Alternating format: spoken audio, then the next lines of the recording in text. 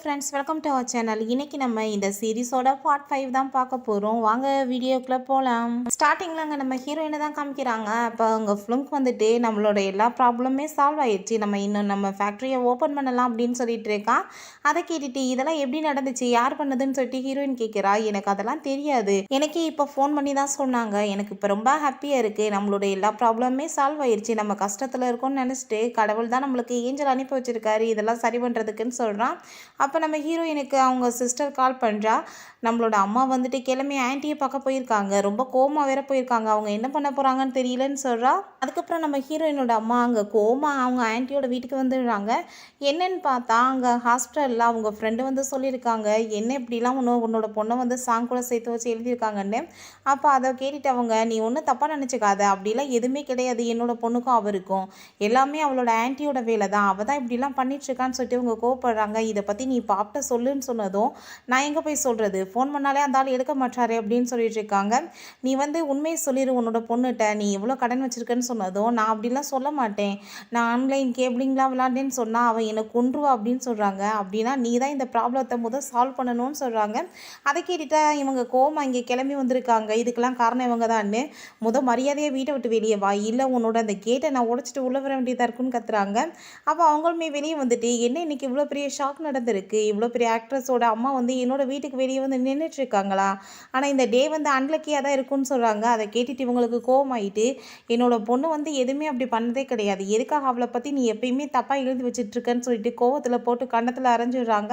அதை பார்த்துட்டு இவங்களுக்கும் கோவமாயிருது, கன்னத்தில் அரைஞ்சிடுறாங்க பதிலுக்கு. இப்படி மாற்றி மாற்றி சண்டை போயிட்டே இருக்குது. அப்போ பார்த்தா நம்ம ஹீரோயினோட அம்மா அவங்களை கீழே தள்ளி விட்டு போட்டு அடி விழுக்க ஆரம்பிச்சிடுறாங்க. ஐயோ என்னை காப்பாற்றுங்கன்னு சொல்லிட்டு இவங்க கத்துனதுமே அவங்க செக்ரட்டரியுமே வேகமாக ஓடி வர்றாங்க.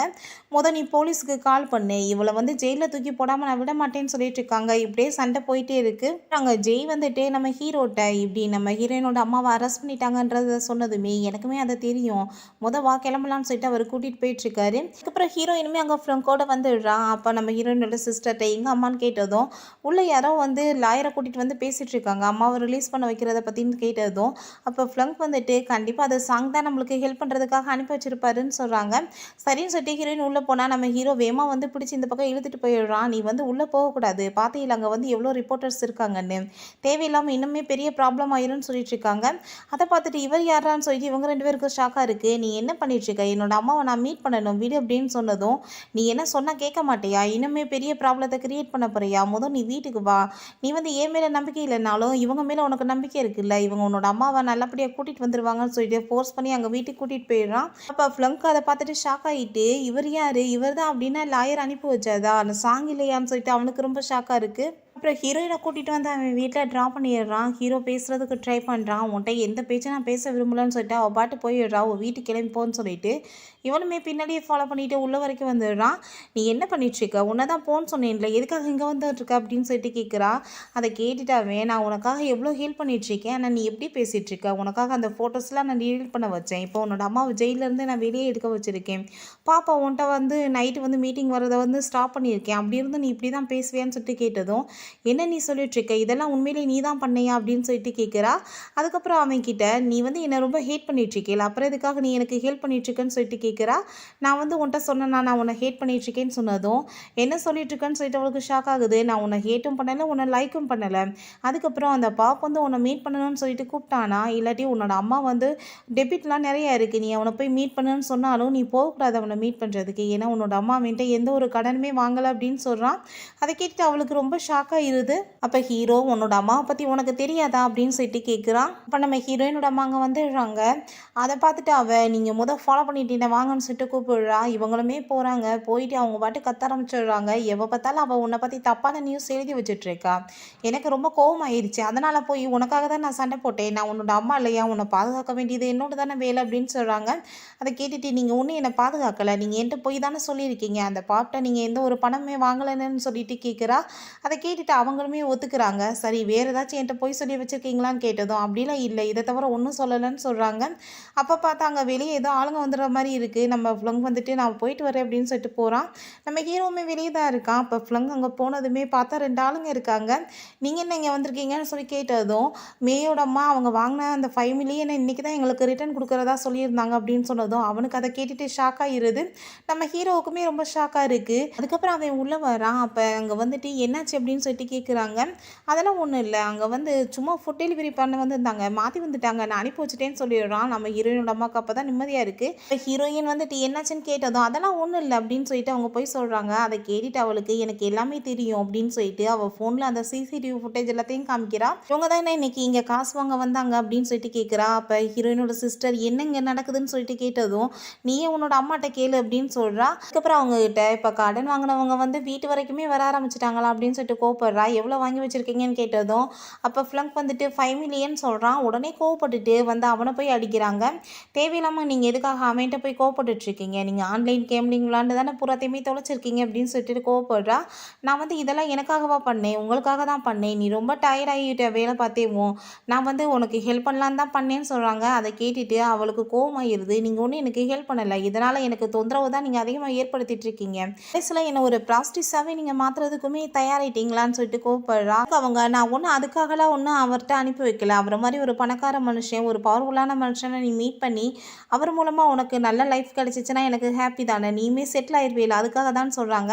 அதை கேட்டுட்டு அவள் எனக்கு கஷ்டப்பட்டு வேலை செய்கிறதுனால ஒரு ப்ராப்ளமே இல்லை, நான் உங்களுக்காக தான் பண்ணிகிட்ருக்கேன், ஆனால் நீங்கள் எல்லாருமே இப்படி பண்ணுறீங்க பார்த்தீங்களா, அதனால தான் எனக்கு ப்ராப்ளம்னு சொல்லிட்டு கவலைப்படுறா. என்னை ரொம்ப ஹேட் பண்ணிகிட்ருக்க பர்சன்கள் எல்லாம் நினச்சி எனக்கு கொஞ்சம் கூட கவலை இல்லை, என்னோடய வீட்டில் இருக்கவங்க என்னை லவ் பண்ணுறாங்கன்னு நினச்சேன், ஆனால் நீங்களுமே என்னை லவ் பண்ணவே கிடையாது அப்படின்னு சொல்லிட்டு ரொம்ப கோவப்படுறா. பிறகு அவங்க கிட்ட என்ன நீங்கள் பெரிய பொண்ணாக வளர்த்ததுக்கு காரணமே உங்களுக்கு நான் நிறைய காசு சம்பாரிச்சு கொடுப்பேன் தான் நினைத்து வளர்த்தீங்களா, என்னை லவ்வே நீங்கள் பண்ணலையான்னு சொல்லிட்டு கேட்டதும் நீ என்ன இப்படிலாம் பேசிகிட்டு இருக்க, உண்மையிலே உண்மையிலே எனக்கு ரொம்ப பாசம் இருக்குன்னு சொல்கிறாங்க. நீங்கள் தேவையில்லாமல் பொய்யெல்லாம் பேசாதீங்க, அப்பாவோட ஃபேஸோ இல்லை உங்களோட ஃபேஸோ எனக்கு இல்லைன்ற வாசி, ரிலேட்டிவ்ஸ் எல்லாருமே உங்களை தப்பாக பேசுகிறாங்கன்னு சொல்லிட்டு தானே என் மேலே நீங்கள் இவ்வளோ ஹேட் பண்ணிட்டுருக்கீங்கன்னு சொல்லிட்டு கேட்குறா. அப்படிலாம் கிடையாதுமா, நான் உன்னை ரொம்ப லவ் பண்ணிட்டுருக்கேன், நான் பெற்றவ உன்னை போய் நான் அப்படி ஹேட் பண்ணுவேனான்னு சொல்லிட்டு கேட்குறாங்க.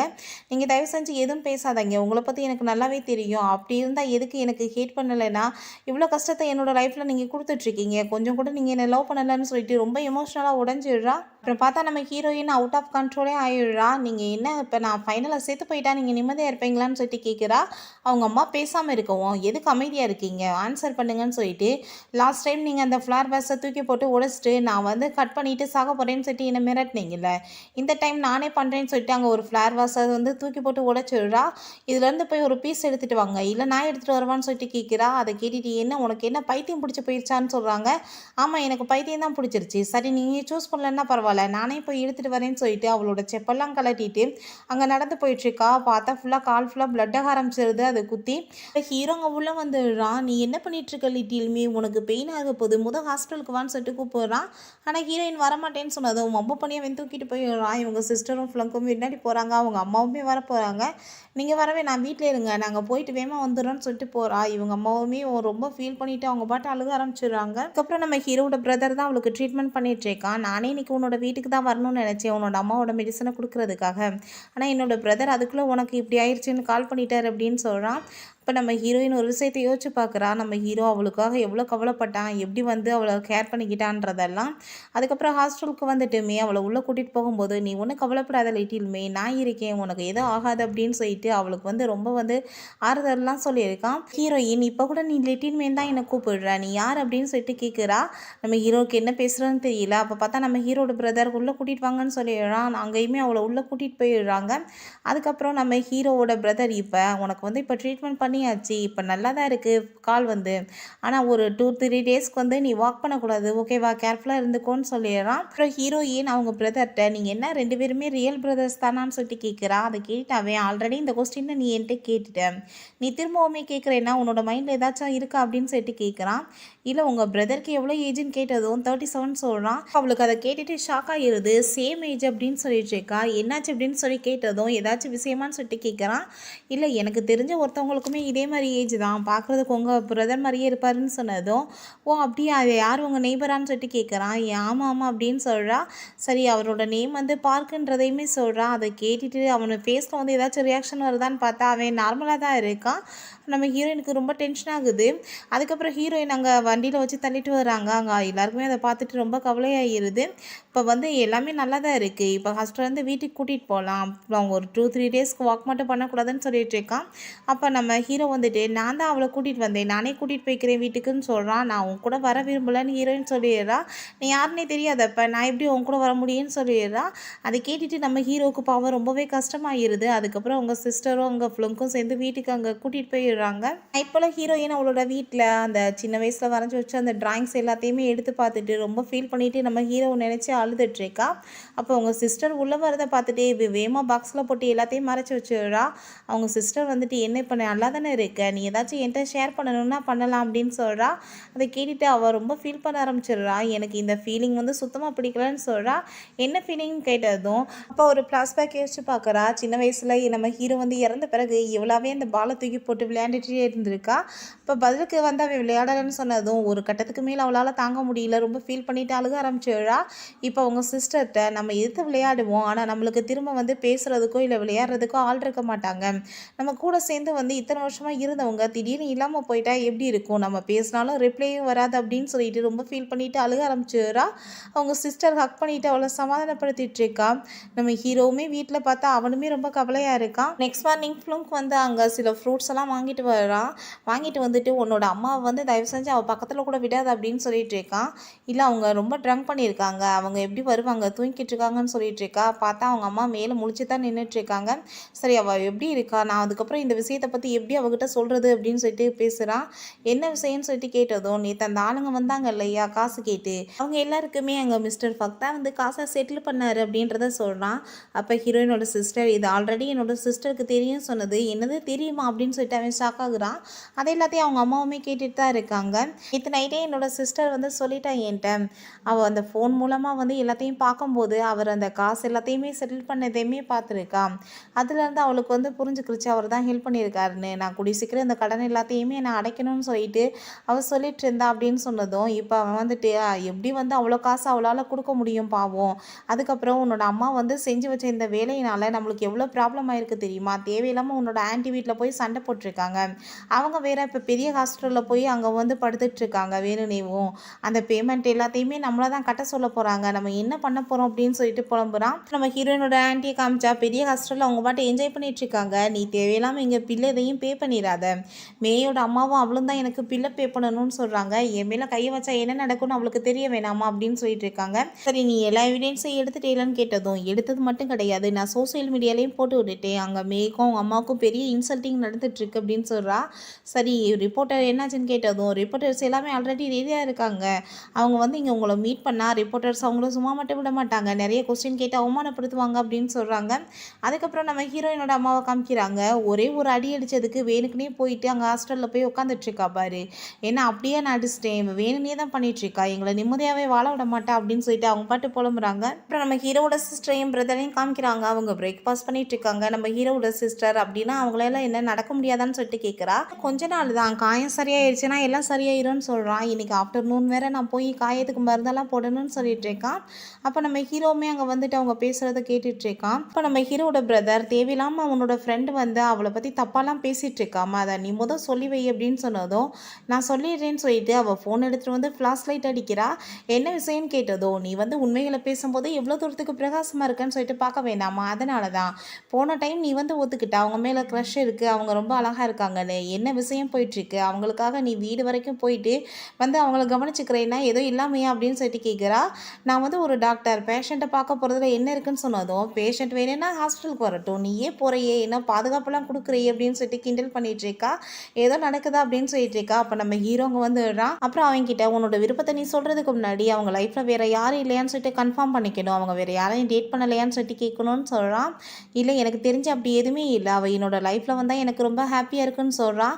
ஆனால் அதை கேட்டுட்டு நம்ம ஹீரோக்கு ரொம்ப கஷ்டமாயிருது. அதுக்கப்புறம் அவன்கிட்ட, இப்போ நீ அடல்ட் ஆகிட்ட, நீ என்ன வேணாலும் வந்து உன் இஷ்டத்துக்கு முடிவு பண்ணிக்கலாம். ஆனா நீ என்ட்ட வந்து இதில ஒப்பீனியன் கேட்டேன்னா, நான் வந்து வேணான்னு தான் சொல்லுவேன்னு சொல்றான்.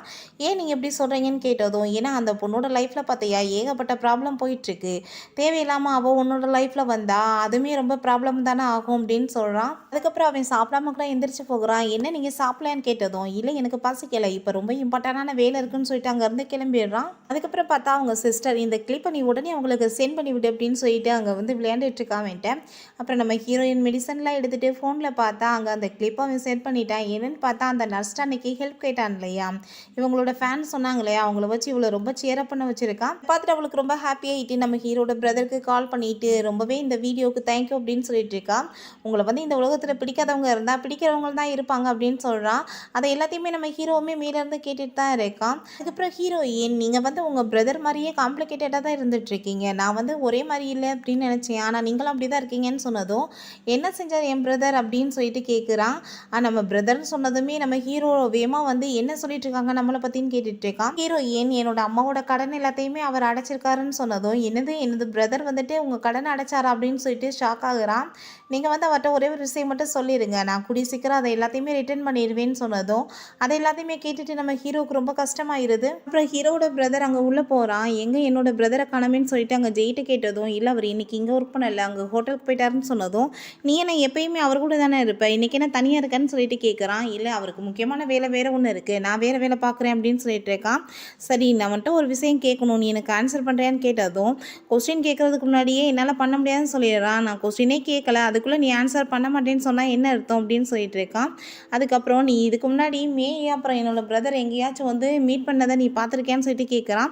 இல்லை நான் எதுவுமே உங்ககிட்ட பேச முடியாது இதை பற்றி, ஏன்னா இது அவரோட பர்சனல் விஷயம், இதில் நான் எப்படி போய் தலையிட முடியும்னு சொல்கிறான். சரி நீ எத்தனை வருஷமாக என்னோட பிரதர் கூட சேர்ந்து ஒர்க் பண்ணிட்டுருக்கேன்னு சொல்லிட்டு கேட்குறான். ரொம்ப வருஷமானு சொன்னதும், அந்த ரொம்ப வருஷத்தில் எப்பயாச்சும் என்னோட பிரதர் எந்த லேடி கூடயாச்சும் இன்வால்வ் ஆகி பார்த்துருக்கியா அப்படின்னு சொல்லிட்டு கேட்குறான். இல்லை என்னோட லைன் எதையுமே நான் கிராஸ் பண்ண மாட்டேன், இது எல்லாமே அவரோட பர்சனல் விஷயம், நான் எப்படி இதிலெல்லாம் தலையிட முடியும் அப்படின்னு சொல்லிட்டு எதுவுமே சொல்ல மாட்டான்.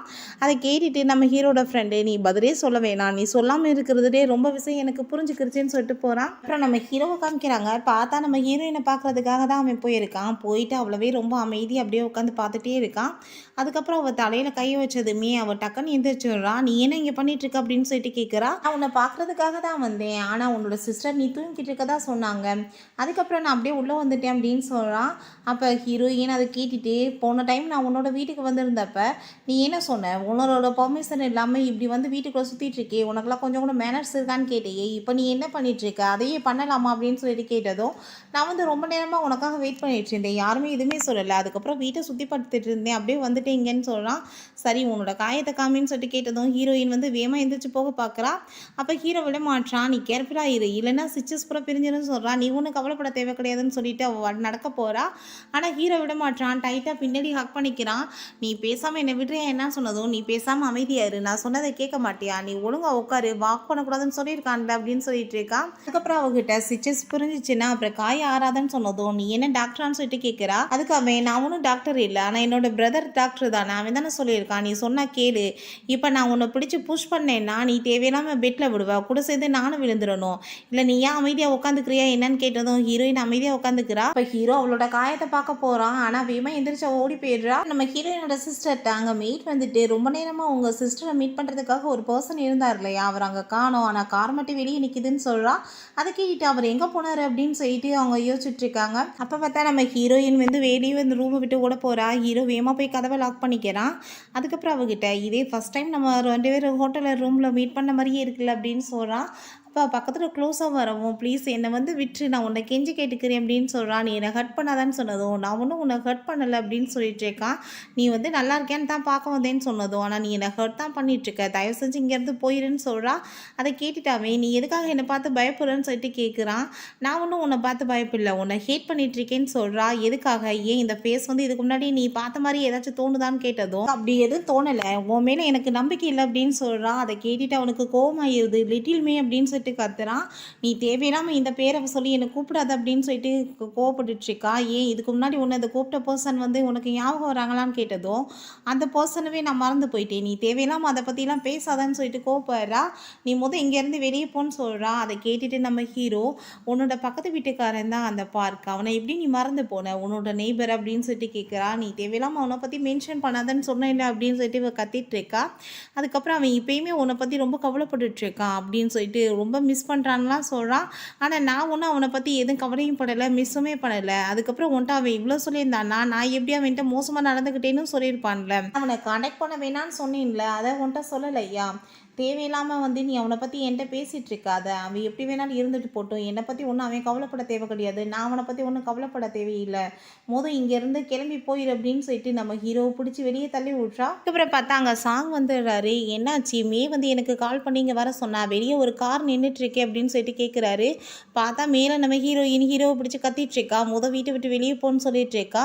அவன் வந்து என்னோட பாஸ்ட்டில் நடந்த எதையுமே நான் ஞாபகப்படுத்திக்க விரும்பலை, நான் எல்லாத்தையுமே மறந்து போயிட்டேன், இப்போ என்னோட லைஃப்பை வந்து நான் நிம்மதியாக வாழணும்னு நினைக்கிறேன், இங்கேருந்து கிளம்பி போயிருன்னு சொல்லிட்டு கத்துறா. அதை கேட்டுட்டு அவனுக்குமே ரொம்ப கோபமாயிருது. நீ வந்து ஒரு விஷயத்தை ஞாபகத்தில் வச்சுக்கோ, உன்னோட பாஸ்ட்டு நீ பேசிகிட்டு இருக்கிறது தான் உன்னோட ப்ரெசென்ட் அப்புறம் ஃப்யூச்சராகவும் மாறப்போகுதுன்னு சொல்லிட்டு போகிறான். இப்போ சாங் வந்துட்டு ஹீரோயின்ட்ட என்னாச்சு அவள் ஏதாச்சும் ஒன்று பண்ணானான்னு சொல்லிட்டு கேட்டதும் அதெல்லாம் ஒன்றும் இல்லைன்னு சொல்லிடுறா. நம்ம ஹீரோயின் வெளியே உட்காந்து ட்ரிங்க் பண்ணிட்டுருக்கா. அப்போ அங்கே சாங் வந்துட்டு நீ என்ன பண்ணிட்டுருக்க, இங்கே உட்காந்து ட்ரிங்க் பண்ணிட்டுருக்க, உன்னோட சிஸ்டர் பார்த்தா பெரிய ப்ராப்ளம் ஆயிருன்னு சொல்கிறாரு. நான் பார்க்காத லைஃப்பில் ப்ராப்ளம் ஆக போகுதுன்னு சொல்லிட்டு இருக்கா. அதுக்கப்புறம் அந்த பர்சன் வந்து என்ன உன்ட்ட அப்படி பேசினார், இவ்வளோ கோவமாயிட்ட நீ அப்படின்னு சொன்னதும் அவள் வந்துட்டு செத்து போன மனுஷன் வந்து திரும்ப வர முடியுமா, அப்படி ஒரு வேளை வந்துட்டாங்கன்னா நான் வந்து என்னோடய லைஃப்பில் பண்ண எல்லாத்தையுமே கரெக்ட் பண்ணணும்னு நினைப்பேன், நான் எவ்வளோ தூரத்துக்கு அவனை மிஸ் பண்ணிட்டு இருந்தேன்னு சொல்லுவேன்னு சொல்லிட்டு பேசுகிறா. அதை கேட்டதுமே நீ வந்து பார்க்க பற்றி தானே பேசிகிட்டு இருக்க அப்படின்னு சொல்லிட்டு அவர் கேட்குறாரு. அதெல்லாம் இருக்கட்டும், ஆனால் இந்த பர்சனுக்கு வந்துட்டு பார்க்க பற்றி எப்படி தெரிஞ்சிச்சுன்னு சொல்லிட்டு கேட்குறாரு. அப்புறம் ஹீரோ காமிக்கிறாங்க. அவனுமே ட்ரிங்க்ஸ் பண்ணிட்டு கோவத்தில் பாட்டிலெல்லாம் தூக்கி போட்டு உடைக்கிறான். நீ வந்து பார்க்க வந்து ஃபாஸ்ட் ஆக்கிட்டியா, இப்போ சாங் கூட சேர்ந்து உன்னோட ப்ரெசன்ட் ஃப்யூச்சரை நீ பார்த்துட்ருக்கியா, சரி அது எப்படி நடக்குதுன்னு நான் பார்த்துக்கிறேன்னு சொல்லிட்டு அங்கே நம்ம ஜெய்க்கு தான் கால் பண்ணுறான். என்ன நான் சொன்ன வேலையெல்லாம் நீ முடிச்சிட்டியா இல்லையா அப்படின்னு சொல்லிட்டு கேட்குறான்.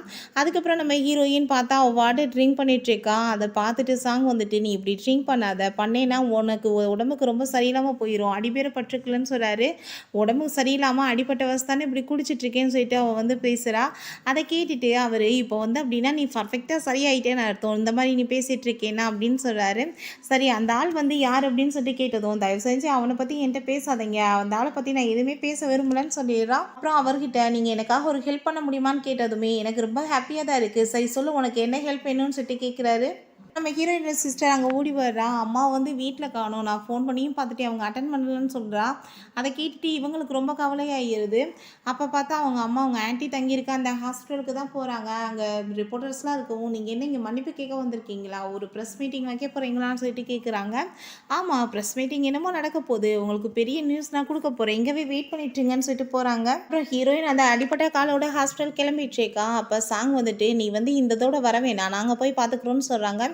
இல்லை நான் வந்தால் தான் எங்கள் அம்மாவை கண்ட்ரோல் பண்ண முடியும்னு சொன்னதும் சரி வாங்க நானே உங்களை கூட்டிகிட்டு போய் விடுறேன்னு சொல்கிறாரு. அப்போ நம்ம ஹீரோயினோட அந்த மேனேஜர் ஃப்ளங்க் வந்துடுறா. நீங்கள் அங்கே போக வேணாம், அங்கே மீடியாஸ் எல்லாம் இருக்காங்க, நீங்கள் 2 பேர் சேர்ந்து போகிறத பார்த்துட்டா தேவையில்லாமல் ஏதாச்சும் ஒரு நியூஸை வந்து ஸ்ப்ரெட் பண்ணிட்டு இருப்பாங்க, தேவையில்லாமல் ப்ராப்ளம் தான் வரும், நான் இவங்களை கூட்டிகிட்டு போய் விட்டுறேன்னு சொல்கிறாரு. ஹீரோயின் நான் உங்ககிட்ட கேட்ட ஹெல்ப்பை மட்டும் பண்ணுங்க அப்படின்னு சொல்கிறா. அவருமே ஓகேன்னு சொல்லிடுறாரு. அப்புறம் ஹாஸ்பிட்டலில் நம்ம ஹீரோயினோட ஆன்ட்டியை மீட் பண்ணுறதுக்கு ஹீரோயினோட அம்மா வந்துடுறாங்க. அப்போ அவங்க செக்ரட்டரிட்ட இவன் நீ இருக்கிற வாசி மன்னிப்பு கேட்குறது வைக்க கூட படுவா, நீ வெளியே போன்னு சொன்னதும் அந்த லேடியுமே போயிடுறாங்க. இப்போ சரி நீ என்ன வேணும்னு நினைக்கிற, என்ன பண்ணால் நீ பேசாமல் இருப்பேன்னு சொல்லிட்டு கேட்குறாங்க. இந்த பில்லை பூராத்தையும் நீ தான் பே பண்ணணும், அதுக்கப்புறம் நீ வந்து என்கிட்ட மன்னிப்பு கேட்கணும் அப்படின்னு சொல்கிறாங்க. சரி நான் மன்னிப்பு கேட்டுட்டேன்னா நீ என்ன வந்து எல்லாத்தையுமே விட்டுருவியா அப்படின்னு சொல்லிட்டு கேட்டதும் கண்டிப்பாக பண்ணிடலாம், ஆனால் நீ நல்ல முறையில் மன்னிப்பு கேட்கணும்னு சொல்லிட்டு அவங்க காலத்துக்கு டேபிளில் வச்சுட்டு சரி நான் உனக்காக வெயிட் பண்ணிட்டுருக்கேன் மன்னிப்பு கேளுன்னு சொல்கிறாங்க. பார்த்தாங்க திடீர்னு கத்துற சவுண்டு கேட்குது. அங்கே செக்ரட்டரி வந்துட்டு அதை எல்லாத்தையும் வெளியே வந்து நோட்டீஸ் பண்ணிவிட்டு உடனே அந்த மீடியாஸ்க்கு வந்து கால் பண்ணிடுறாங்க. திரும்ப வந்து அவங்க 2 பேத்துக்குள்ள சண்டை போயிட்டுருக்கு, நீங்கள் வாங்க அப்படின்னு சொல்லிட்டு. அப்போ பார்த்தா அங்கே நம்ம ஹீரோயினும் சிஸ்டரும் வந்துடுறாங்க. நம்ம ஹீரோயின் அங்கே ரிப்போர்ட்டர்ஸ்லாம் பார்த்துட்டு என்ன உங்கள் அம்மா வந்துட்டு இங்கே திரும்பவுமே சண்டையை ஆரம்பிச்சிட்டாங்களான்னு சொல்லிட்டு கேட்டதும் ஹீரோயின் எந்த பதிலும் பேச மாட்டா, அவள் பாட்டு உள்ளே போகிறா.